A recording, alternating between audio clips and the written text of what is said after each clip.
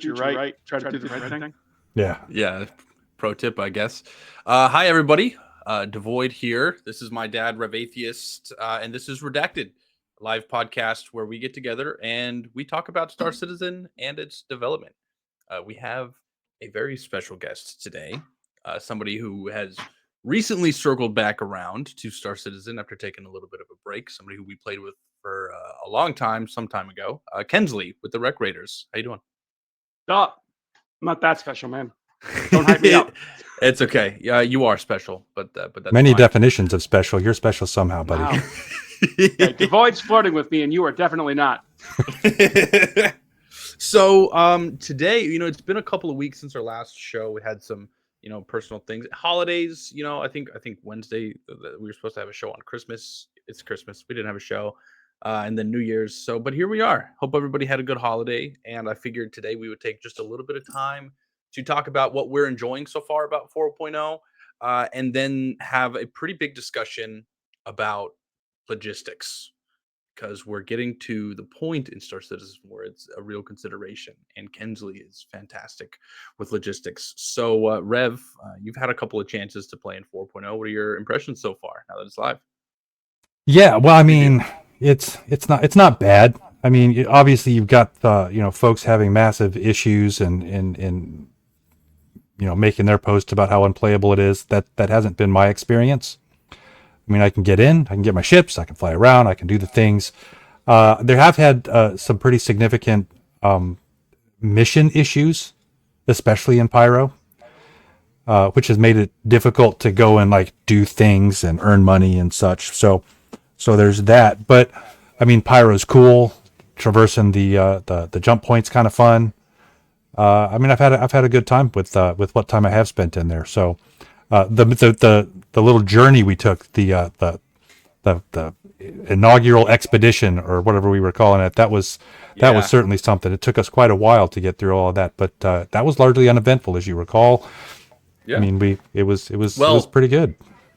It was largely uneventful for us. It was pretty smooth for us, but Kensley was on the other side of that coin, on the having the opposite experience of what you just described, Rev. Like, it was everything the game could throw at us, we were getting, right? Everything was trapped inside of hangars. People were dying for no reason. It was an absolute slog to get off the ground and get rolling. It was, they put the word preview on this thing for a reason. Right. Have you had a better experience since, or has it just been a continuous shit show?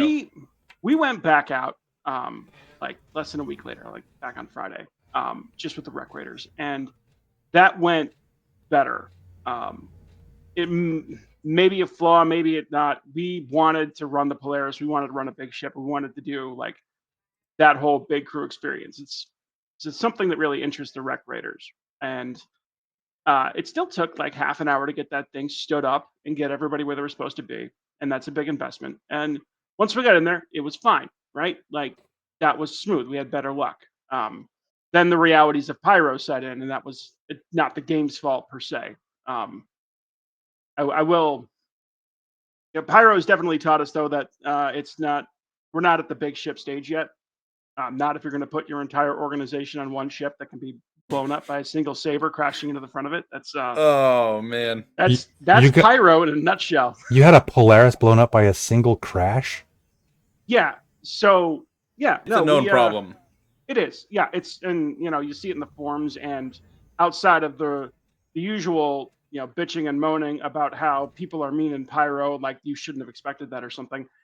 This one's like somewhat legitimate that 10 people can put so much of their time and effort into getting prepared, and one saber can crash into your ship and make it go boom.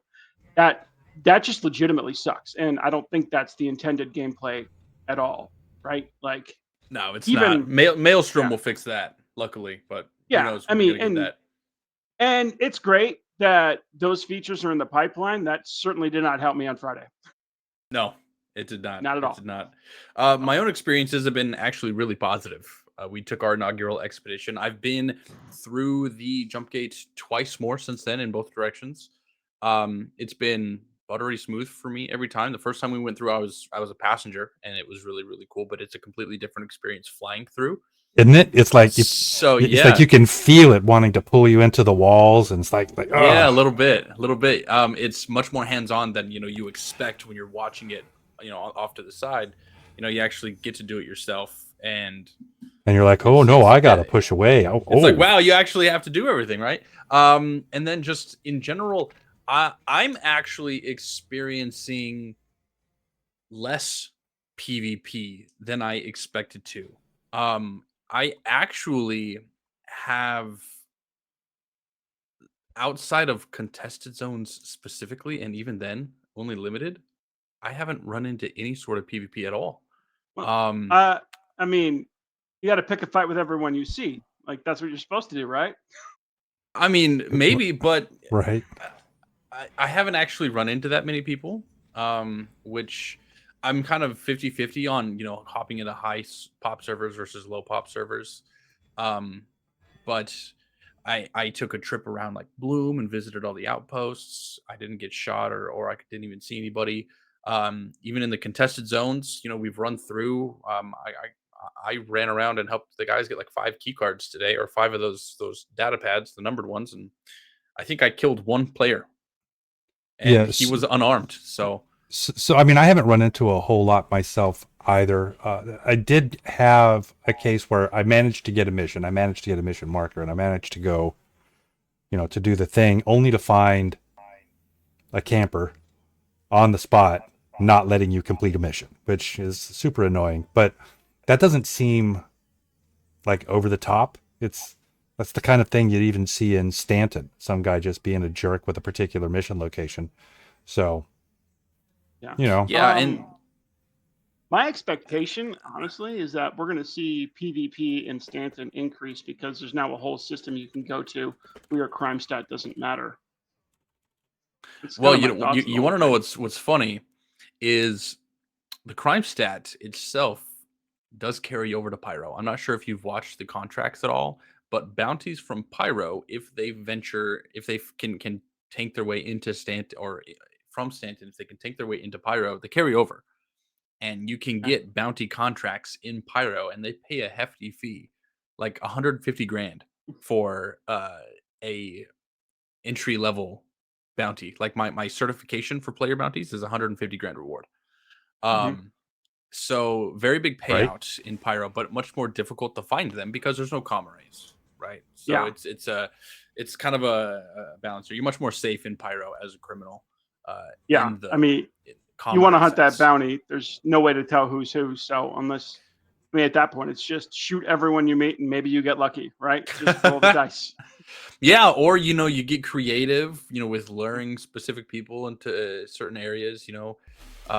We've done it before where we have uh like lured bounty hunters into areas, and like done trips around, just like circling around, and then come up behind them and like kill the bounty hunter. It's kind of cool playing chess like that with the hunters, but it would be fun, and it's going to unlock some of that emergent gameplay, I think. But Yeah. really, what I wanted to talk about today was the changes that we're going to experience in terms of how we handle ourselves as groups, logistics wise. You just told me that you got in and you spent like half an hour loading up a Polaris, right? Now, half an hour, some people can only sit down and play for half an hour, right? And so it kind of changes the entire fundamental gameplay experience as we start to introduce some of these systems in terms of how you prepare and how you handle your time in Star Citizen. What can you tell me about that, Kensley? I mean, if you only have half an hour to play, it's not the game for you. Like that's just thanks Yeah. for the $45 or whatever. The project will miss you a little bit, but it's not going to happen, right? This is a game with a lot of investment, right? Chris Roberts has made that clear with the design that you and this isn't just Death of a Spaceman, right? But it's that everything is going to take time. Time being the ultimate currency, and this is true of most video games. But I mean, it's got that Eve level of investment where when you undock, you have stakes, right? And if you want to win, you need to be prepared. You can't just wing it as you go, right? Your guns and your armor don't magically appear. You got to prepare all that stuff. So you put in the time investment, but that increases the stakes. in addition to your chances to win, and that cycle repeats. So I mean, we spend half an hour preparing the Polaris, right? Like that's some of that's just getting everybody to the right spot, but then it's everybody getting equipment and supplies to make sure that we can handle whatever situations are in front of us, and the very exciting task of trying to get all of our ships and vehicles landed on a ship. And we've honestly been looking at each other like, is it really worth it to even do that now? Because you know things can end so quickly once you get in there. But um, the notion that you can play this game for just half an hour is absolutely impossible, right? I mean, In its current if state, you, yeah, absolutely. yeah, in its current state. Now, I mean, like if you're really desperate, if you're running solo on a ship that you can bed log on, and you just want to, wake up, mine some shit, and then log off, and then repeat that for the half hour a day you might get somewhere. But it's certainly more oriented towards, one, people are going to put in the time who want that survival grind that doesn't appeal to everyone, and then two, people who are willing to work together, to get more than the sum of their parts and mute the um, struggles that come with all that preparation, right? Because if you are short on time, get more done if you've got other people who are dedicated and willing to go out and buy shit and put stuff together, and so you're ready to roll, right? Like that's, and then everybody gets the benefit of we're rolling 10, 15 deep. Nobody's going to stop us today. There's truth behind that, right? And Right. Another thing is they've updated shops in such a way where only certain items are available at certain places. It's been like that for a while, actually, but when you were in Stanton and Stanton was the only system you had, it wasn't that big of a deal. Now we're in a place where people are jumping between multiple systems, right? They've got friends spread out across these systems, and they need to, get together with those friends in order to accomplish anything. But now they have to actually take time. They may dedicate an entire place session just to prepping. And that's a very, very real thing here in Star Citizen, right? You've Even got some people who just do that on your side, don't you? I think you've mentioned that before. yes, Yeah, absolutely we do. Phaedron. Everybody knows Phaedron, right? everybody knows Favorite. Phaedron made a really cool Spectrum post that I think I mentioned last time. And it was how he took all 129 of his ships through the jump gate, right? It took him hours and hours and hours to do it. But what that means, right, is what it's representative of is the fact that he did that in order to be prepared for when he needs those ships, right? Part of it was because he didn't want to claim them all. Part of it was because he wanted to experiment.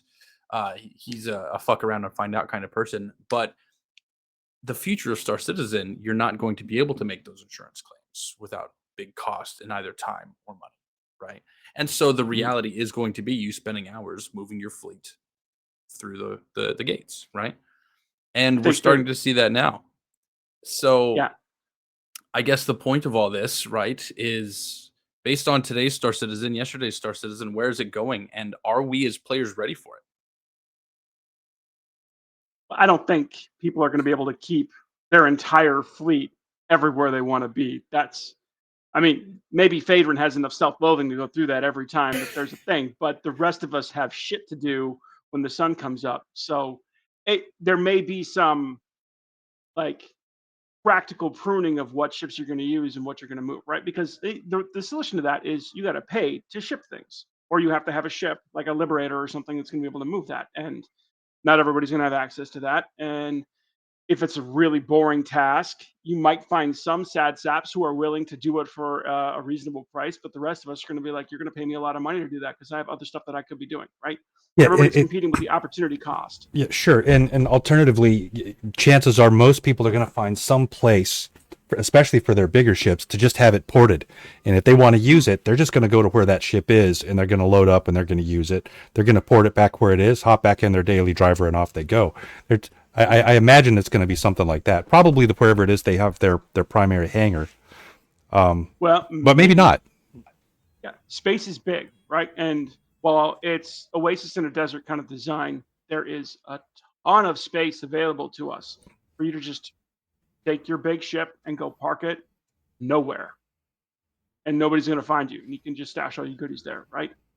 You know, not accounting for serviceability and all the alpha stuff that we have with it. that is going to be an option in this game, is to be in absolute dead space, long away from any kind of range of anybody's radar. You're just going to be out there. Only you know where it's at. I That agree, is right? true. The other part of this consideration, and this is a recent change, and I'd like to get both of your opinions on it, is the economic changes in terms of costs of things and the frequency with which you make money. How are you guys feeling about the most recent changes we've seen with prices going up? I mean, it's all Personally, inflated. I don't think it's all that bad, honestly, in light of the balance they've done on mission rewards. It doesn't feel that bad. You mentioned, for example, in Pyro, the PvP bounty hunter reward, like 150,000. That's massive, right? For just a standard mission, there hasn't been anything that lucrative yet. That's like even before, like the largest you would see is 100,000 for the high end, Idris mission from what's his name in Stanton. Arlington, yeah. Yeah. And even some of the initial starter missions now, some of the very first ones are sitting at 30 and 40 grand, which is really, not bad. You can do a few of those. You got a few 100,000. That's pretty good. You've got enough to actually go do some equipment. You can get your armors and your, at least your FPS stuff set pretty well after a handful of those missions. I haven't really paid close attention yet, honestly, to like fuel and repair. But it doesn't seem unreasonable given your ability to make money currently. Everything's more expensive, right? Fuel and repair is not, but missiles are up like 10 times the price. Ammo is up 10 times the price. All your armor and stuff is more expensive. Weapons, you can't even buy half the things that we're used to using a couple patches ago. Right? That's true. Changed. And we're seeing the price of ships go up. I don't think we're noticing it too much with the small ships. We don't care, right? What's a few million when you're playing all the time? But, now we're seeing ships for 30, 40, 50 million if we want those larger capital ships. So there has been an absolute change on the price side of things as well, right? I mean, the only thing that hasn't changed is that $5 is going to get you 5,000 UEC in the store. So I don't know how that's supposed to, how we square that circle, but the price is definitely going up on both sides of it. And maybe they just need more, bigger numbers make people happy. I don't know why, but there's a balance to be seen. The real moneymaker here is if you've got, everybody at the same rep for doing a mission, everybody gets an equal payout from that, right? And to your point earlier, I think a lot of people might have thought that the missions were bugged because you can't share missions with people of a different rank with the organization that you're repped with. So that created some confusion about why some missions were sharing and weren't. But if everybody's at the same rank and you got 10 people and they all take the mission for 50,000, that's 500,000 credits that's going to roll out of that mission for the same amount of work as if you did it by yourself, or the same amount of for 1/10 of the pay, right? I don't think anybody knows where they're going with that because that's just begging to game it up. And maybe they want that, right? Play together. If you asked me 6 months ago about Star Citizen, I'd be bitching about how, there's no reason to multi-crew. It's just totally watered down and we have to do it for the fun. That's changed, right? It's to everybody's benefit to crew up when you've got the same rep. Yeah, I Make a lot of agree, money. right? Will said something. He says, I think missions will be lowered in payout when the game releases. They need the carrot on the stick to last past one patch. I agree. Something that I think CIG is going to have a hard time fighting is economy creep, right? Where a game is out for a little while, and we saw it in games like World of Warcraft, where suddenly we have these top tier items that are worth hundreds of thousands of gold, or in this case, millions and millions of credits, right? And in order to keep veteran players engaged, they have to keep coming out with items or adjust the economy to where their huge stashes actually have substance and they have something to spend them on. But then it's just increasing the gap further and further for the new players to have to work harder and harder, and you're kind of getting this So creep. Right? economic changes can do stuff with that, right? We saw this with Eve. They did a big shift a few years back to just burn off the excess aspects of their economy, right? Force people to spend by getting the prices inflated. And they did that by reducing the value and availability of various resources and changing formulas and that kind of thing. You have to look up the specifics on that, but they tweaked it so much that everybody had to spend more on everything. And in that game, they've got literal economists monitoring their game to try to figure out what they're going to do with it. The economy, more than anything else, is the big draw of that game. They might be able to do something like that with Star Citizen in the future. Right now, all the money is Monopoly money, and it just appears because the mission system created a mission and then adjusts a number, right? That likely won't be the end state. Now, is Tony Z alive? Is he well? We don't know, but if he is, his model was meant to address that, where the natural resources that people are trying to procure to make society go round drive economic activity, which drives pirate activity, which drives anti-piracy activity, and then we've got external forces, in the form of the Vandal and whatnot, that create war, which is also a drain on the economy and drives economic behavior. You put all those pieces in play, and now you've got something that you can control. In the alpha, I think they just want to incentivize people to do stuff so they can buy ships, and that's where we're at right now. Yeah, I hope that you're right, because we're talking about these things and how Will said they need the carrot on the stick, right? But then Destro, just right beneath him, said we made 4 mil last night just between two people, right? It is a tough balance to strike at this point in time, because one, just like you said, they do want people to spend their money and to buy the ships and to test them, right? But on the flip side, the work has to feel meaningful. The purchases have to feel meaningful. They're aiming to have no wipes, right? From here until 1.0 is the guess, right? That's what they have. That's essentially what they've said. To do that, even in an alpha state, you have to have a semi-stable economy, right? Otherwise, everything becomes inflated like it always gets late patch cycle, and money doesn't matter because everybody's loaded. And there we are, right? What is there left to do? Not much, right? No. So the levers they have, right? The levers that they will have if they don't want to do a wipe is going to be fuel. It's going to be rearming. We got a taste of that, and they backed off in the PTU with fuel consumption rates that they tweaked, which made Pyro a little bit lame duck coming out of the gate. But moreover, they were going to have it so armaments did not get restored when you claimed your ship, right? No missiles, no big ass 500,000 torpedoes back on your Polaris. Those are levers that they have that they can control later on without taking away everybody's money or wiping out all their ships in their inventory. They can just make the game more expensive. That's punitive towards new players who all of a sudden have to pay 50,000 in quantum fuel because they went down the street and back. So it's not perfect, but they've got that in their arsenal.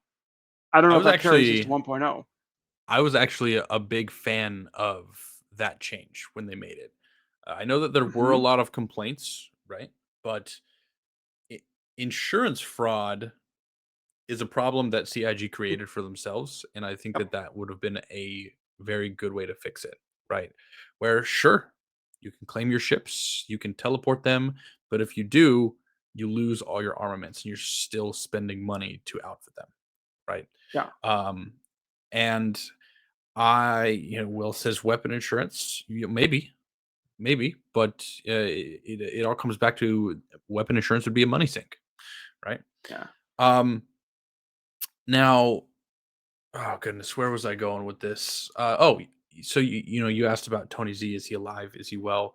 I hope that now that Tony Z did put out a little bit of a statement. Rev, you fallen asleep? Yeah, a little bit. I'm listening. Tony Z put out a little bit of a statement. I'm here. He put out a statement saying that Quanta was in a good place as of like a year ago or so, right? Actually, I think it was after CitizenCon last year. Said Quanta's in a really good place, just waiting on 4.0 to be live before we start really trying to implement it, right? Here we are. 4.0 is in preview, but it's as live as we could hope for by the end of the year. It's we're just waiting on, I think, like the final mission refactor to go in, and I think one other thing. Or the reputation system, I think, is not finalized. Engineering was originally slated for 4.0. That's true. That's true. Engineering. but Yeah. that's probably like a dot patch. We're gonna get that. Yep. Um, but yeah. the point is we're here, right? And so I guess I would be curious to see or hear from hopefully Tony Z. What are the next steps towards implementing that Quanta? Because if you truly want no wipes, you definitely have to have a working economy, and Quanta is going to get us there. So Yeah. hopefully we hear something. It For still those of doesn't like it doesn't drain the money that everybody's making, right? If you're making 4 million in a night, right? You could be a billionaire before Tony Z gets that up and running, right? And we know the pace of Star Citizen. So they're they're going to need more than that, right? And that's the thing. When everybody's sitting on their fortunes like that, I mean, the only incentive, like, that's going to turn PvP up because money doesn't matter anymore and people are just bored, right? That's a thing. But moreover, it's going to just disincentivize play in general, which they don't want, right? They need permanent hype on this game. So they need to find a reason for people to spend their money on ultimately something they believe in, right? That's I definitely mean, that kind of like philanthropy, that sacrifice is what you see, right? And yeah, I'm gonna reference Eve every corner of this show tonight, but in Eve, the ultimate output of everybody's money is when all the big corporations in deep space took all their giant toys and smashed them into each other. Like they would have themselves a war, more or less for the sake of it, and then trillions of ISK go up in smoke out there, right? And that's what they did.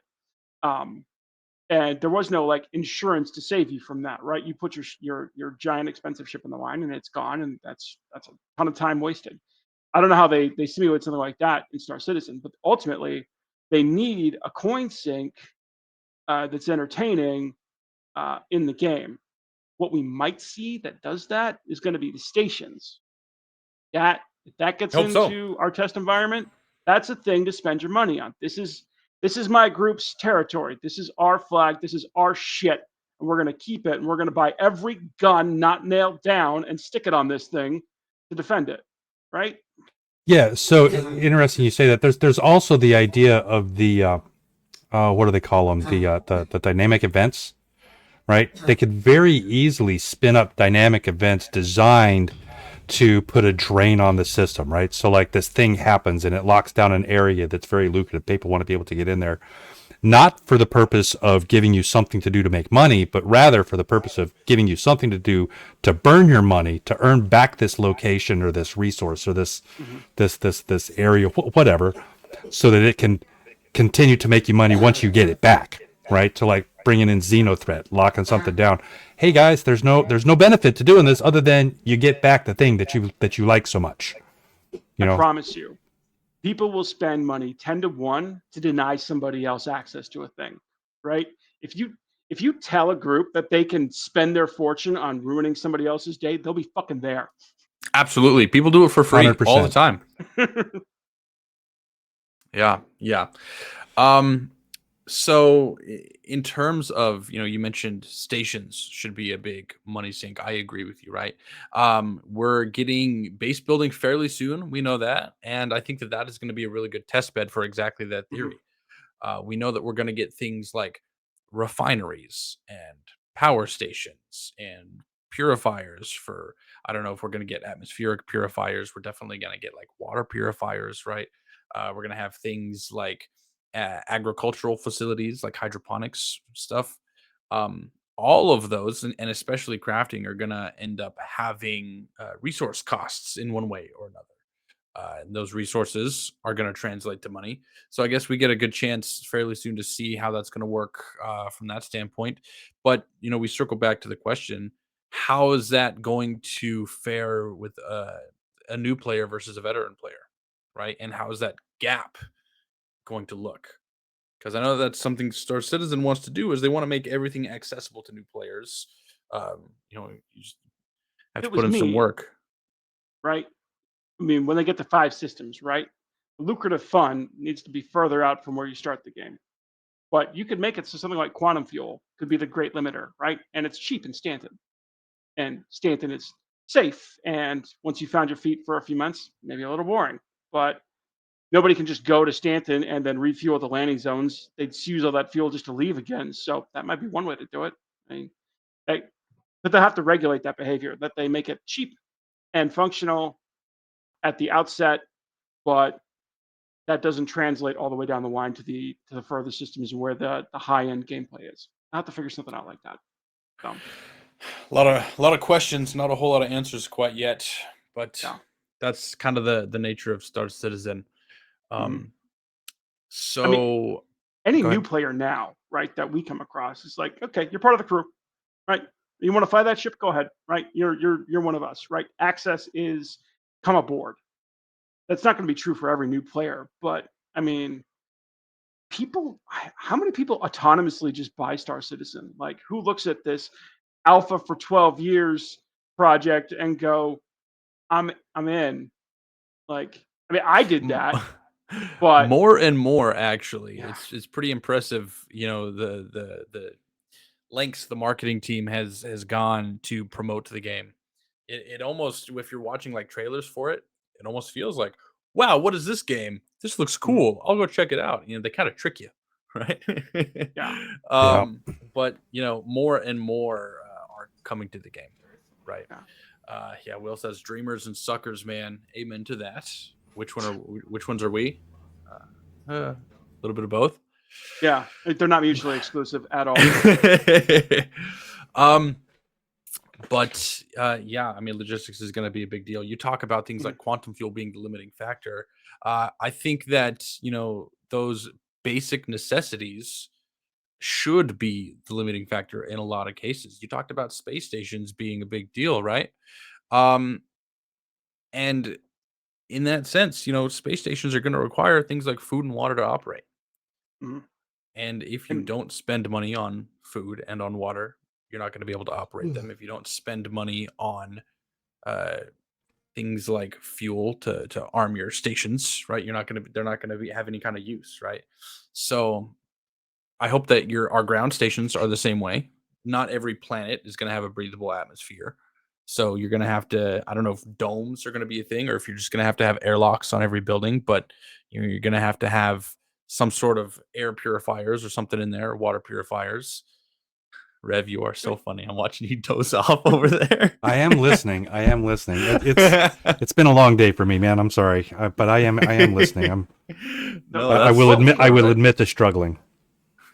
what we see in a lot of the stations that are around Stanton is people have solar panels set up, right? And that's just, you know, that's fluff, right? Those are background props, but it underscores the fact that solar technology will be alive and well in the 30th century. I mean, we're growing by leaps and bounds now, so there will be a way, almost certainly, that you can get some power that way. We don't address power in this game in a meaningful way right now, right? You have a generator and it magically just has unlimited power for you, right? But it's for some reason not a nuclear reactor, right? And I can already tell Cyber is watching this and just screaming about the lore because he knows the answer to this. But at some point, there's a resource that facilitates the flow of electrons to the things that you want to do work, just generally speaking. And that will absolutely have to be a factor for stations. It will have to be a factor for any kind of ground operation, right? And maybe it's solar panels. Maybe we need a lot more power for stuff in our sci-fi game. That would make sense to me. And we'll need to ship in, hydrogen or quantanium or thorium or whatever, right? Um, What's kind of cool in this regard that they've shown us in the base building panel at CitizenCon is that they're going to have for power production specifically, with reason to believe that this will translate to other systems, is they're going to have tiers, which is kind of cool. And mhm. those tiers don't necessarily only reflect, you know, quality and longevity of an item, but in terms of like power generators, right? They showed off this small little base with one or two guys with the small little base building thing. They had one power generator, but it was like a fuel generator. You had to fill it up, it burned the fuel to produce the energy, right? But as they get bigger, they showed maybe you do have solar panel and maybe you do have nuclear energy or whatever the other options are, but there's these different levels you can go, right? And that's going to be I think that's going to be part of that money sink we were talking about, where these large groups that have a lot of money that have bigger needs are going to have to spend more money to fulfill those needs. Yeah. I just hope that And we get I just hope that we get that soon, because you know, if they're really trying not to wipe, they have to give us a reason not to do that. And if the economy completely breaks right off the rip, it's going to be difficult to recover from that, I yeah, guess is what I'm trying to say.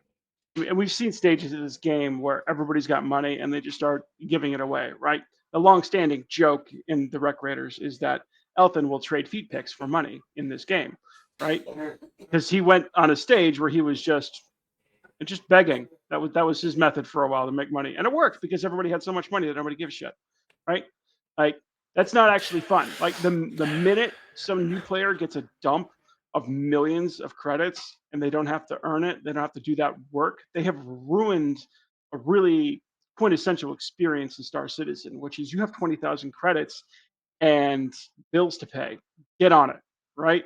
That's fun. Yeah, I agree. And it does two things, right? One, you're exactly right. It's going to take away that quintessential experience of starting from the bottom, working your way up, and getting that rewarding experience of doing something for yourself, right? If you just get tossed money, then you're like, okay, cool, now I have the thing. Now what?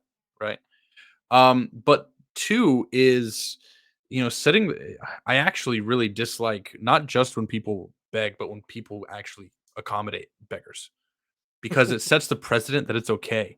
And as even as soon as like day one on patches, you'll go in global chat at this point and people will be like, hey, can I have some money? I don't have anything. Hey, can I have 500K? I saw one today. Dude's like, hey, can I have 2 million for a ship? And I'm like, dude, what are you doing, man? We're still early in the patch. You've got plenty of time. Put in some work. Enjoy the game.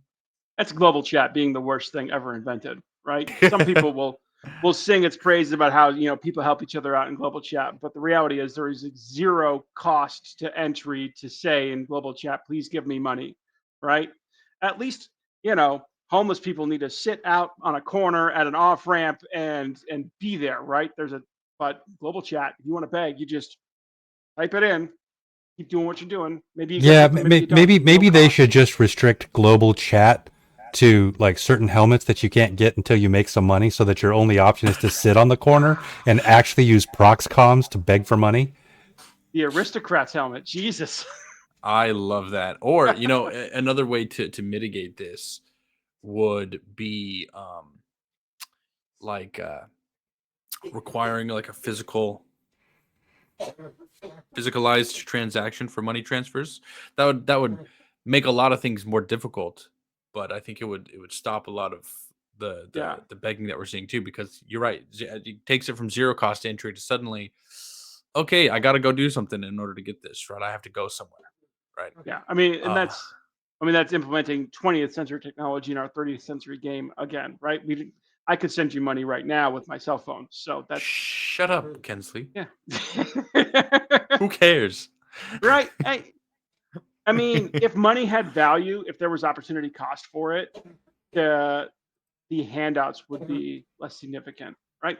And we could explore the motivations. Some people are generous pathologically, and they're punished for not having their money. Some people are trying to buy friends or get people to pay attention to their their organization in the most beta way possible. There are some reasons why people do this, right? Because you could use that money for something. Even now, you could give it to somebody you actually know and like, as opposed to a stranger. That's a thing people are choosing not to do. So there's Well, I there, mean, yeah. I feel that there is a bit of a difference between shooting a friend of yours 40,000 credits because they need to fill up their quantum tank to get to their Mhm. next mission objective and they're truly that broke, versus some guys saying, hey, can I have half a mil, and somebody just sending it to them, right? um we've gotten off on a really big tangent here, but I feel kind of strongly about it, so sorry to bring it up.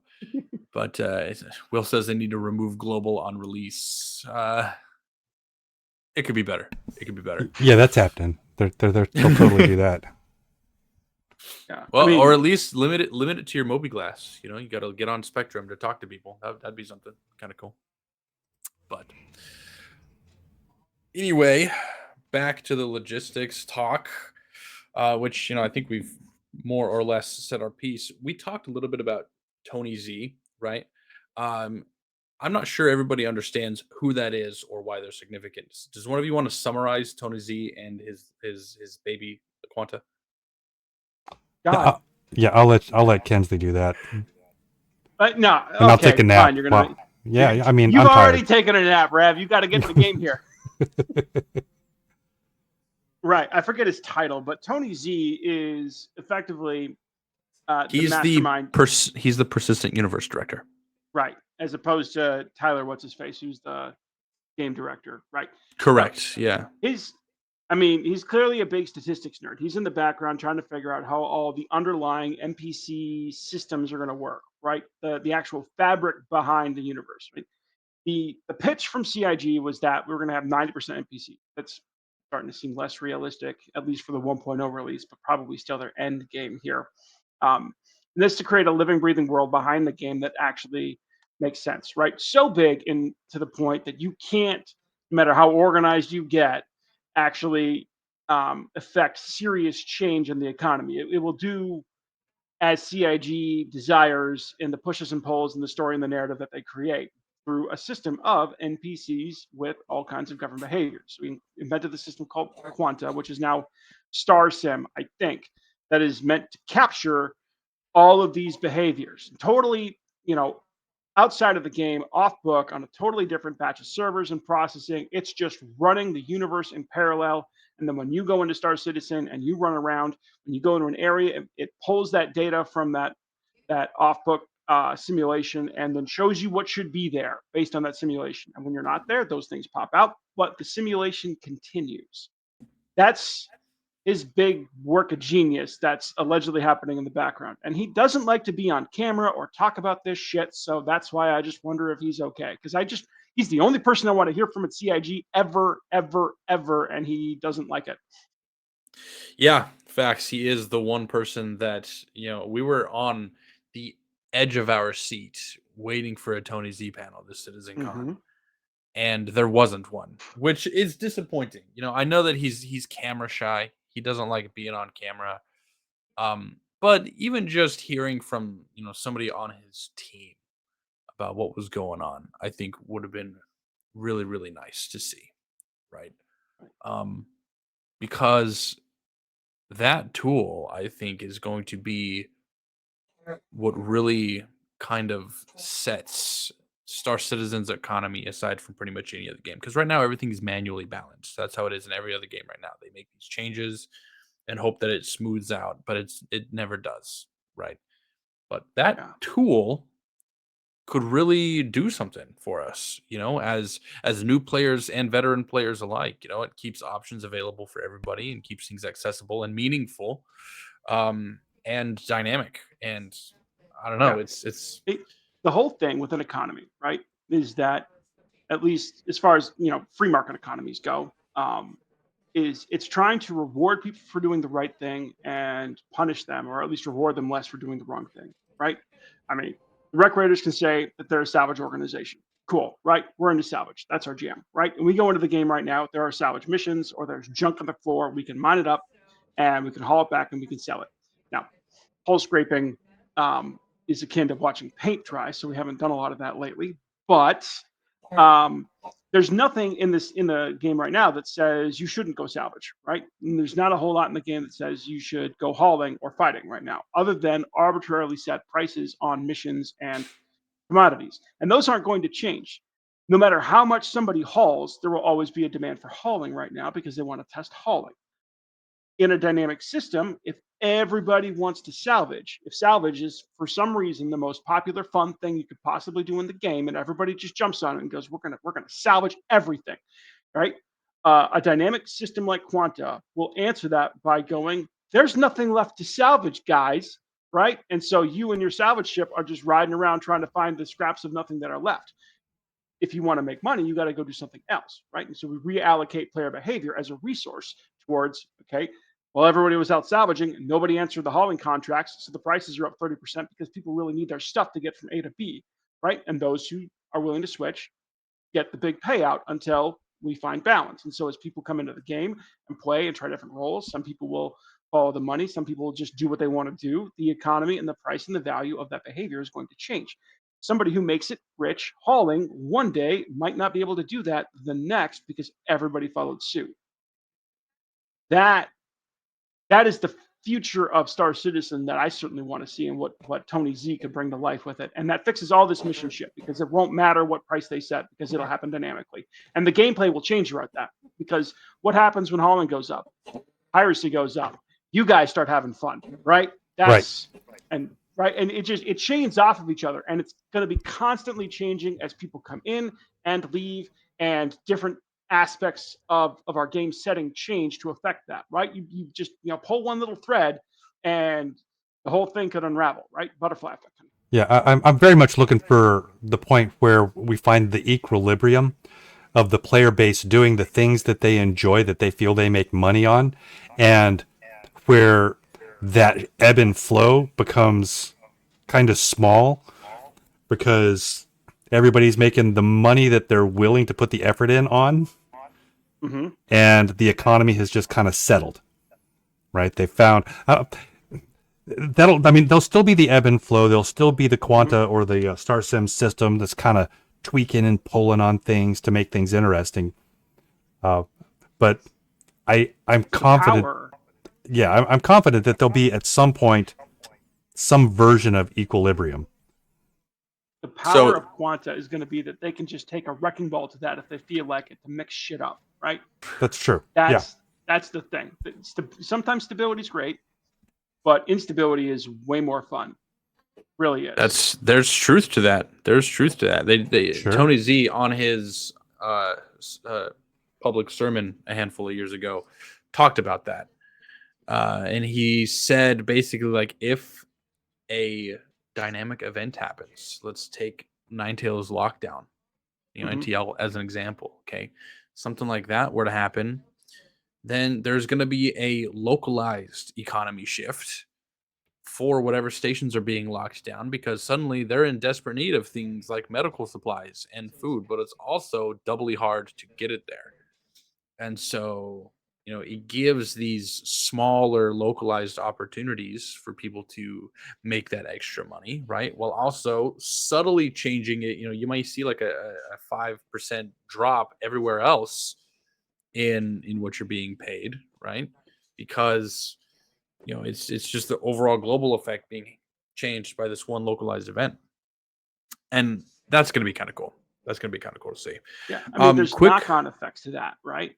Like, you've got a station that needs medical supplies. They can't buy any of the other stuff that they were buying as well, right? So all of a sudden, the demand on aluminum goes down, right? And that has, the people who are selling aluminum have less money, right? These are the chain effects to our economy. So you can see that ripple out further and further away and affects everybody.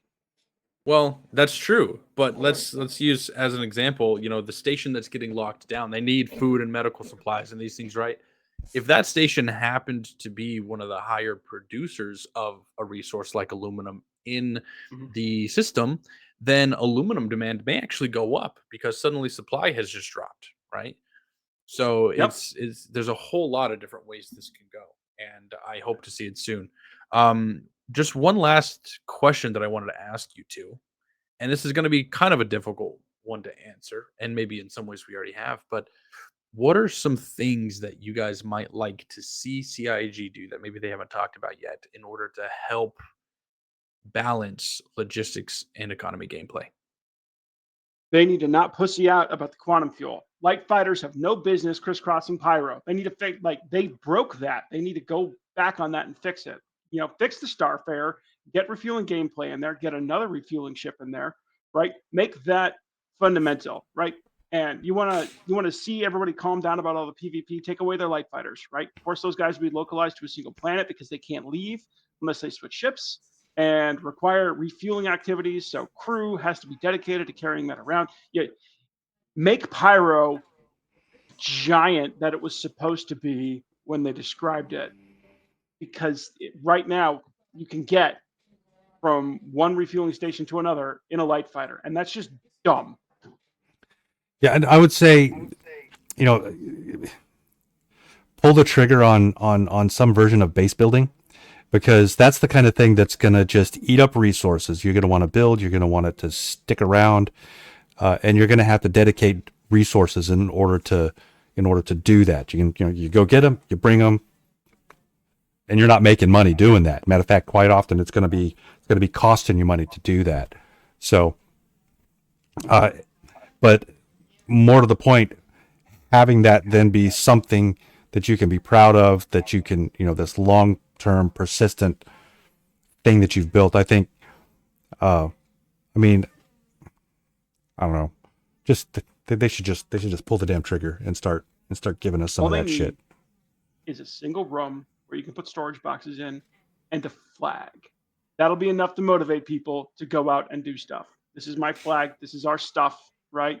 They'll do it just for fun. And as soon as somebody puts that down, somebody else will look at that and go, I want whatever they have. I don't know what it is, and I don't care. I want it, right? That is enough to pull on the human psychology to get people to start, you know, planting their flag, building some stuff, and then, you know, generating their own content over that. And they can expand out from there. But that's all they need to start. I like what you said, Kensley. You said they need to stop pussying out. It does kind of feel like they have pussied out quite a bit over the last couple of years, hasn't it? They reduced the size of Pyro. They increased the quantum distances. Mm-hmm. They reverted their change for insurance and armaments.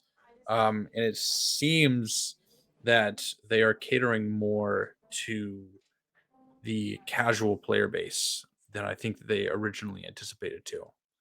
And I think that you're right. In a lot of ways, it's kind of taken some steps backwards. So I don't know if this is. I mean, we're talking about Tony Z being the persistent universe director.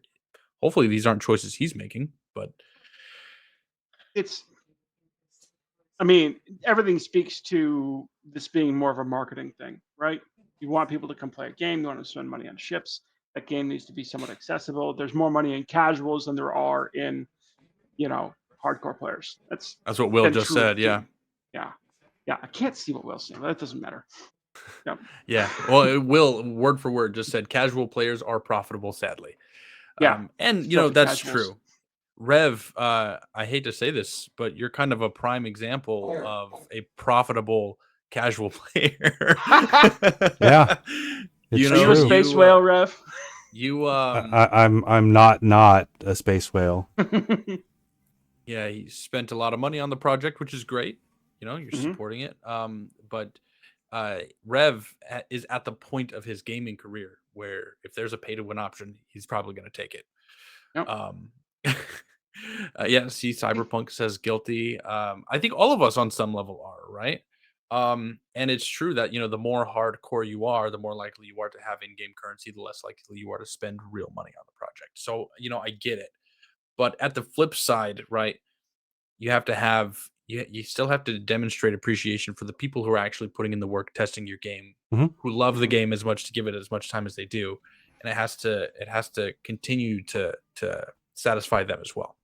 Can't just Yeah. satisfy the next guy who's going to give you $45, No, right? and it's fair to make the game less punitive when it's buggy and when there's trouble and they're unveiling all this Sure. new stuff. I could Sure. accept that. CIG's great flaw is in its communication, and because they can't just lay out a plan and say these are the 6 stages that we're going to go from today, where it's easy with quantum and repair, to the end state of this is going to be hard and it's going to cost you lots of money when you make mistakes, right? They can't just lay out the plan to get us from here to there, and then execute on that.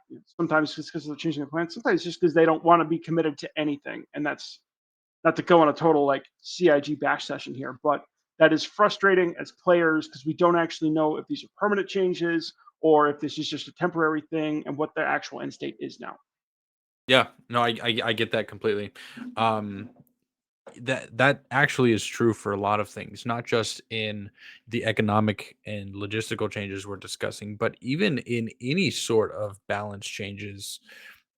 You know, we don't know what's permanent and what's not. You know, they made a lot of changes to how ship components work. The power management system just took a big change, even though that was maybe it was a couple years. It felt like fairly recent when they did they introduced capacitor gameplay. Right now, that's completely out Yeah. the window. They completely changed it.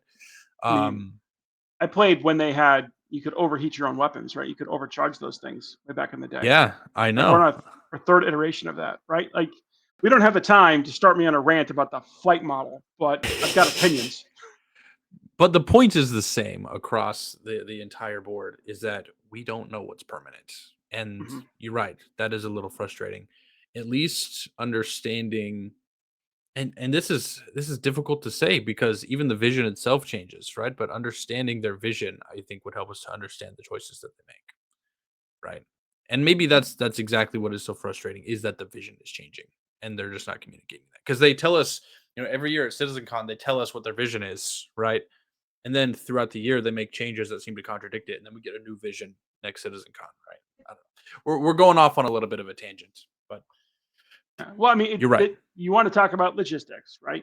We we need to know what the future entails for that, and it's hard to speculate Yeah, on those things, right? Because definitely. we had a vision of Pyro that was going to be big and empty and desolate, and the Starfarer was going to finally get its chance to shine because distances were too great for small ships to traverse, and that got reversed on us, right? And so, when you want to talk about logistics, there ain't a whole lot to say right now.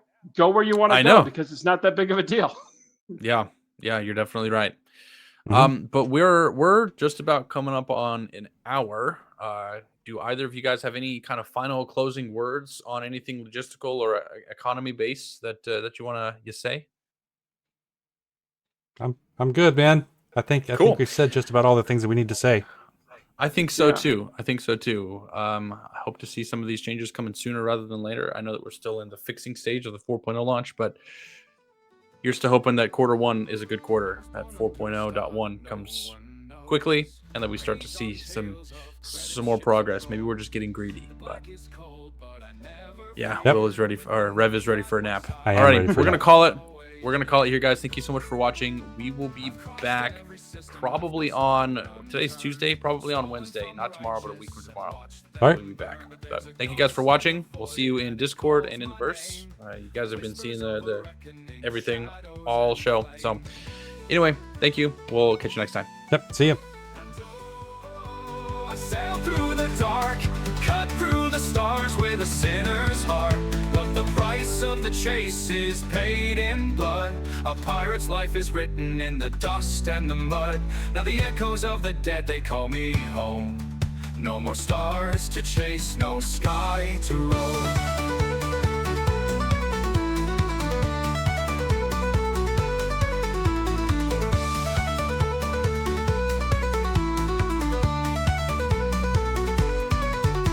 I've drunk with the devils on Grim Hex's floor. Bought every treasure, but still craved more. The fleet always hunted, but I slipped away. But now my luck's gone, and the skies turn gray.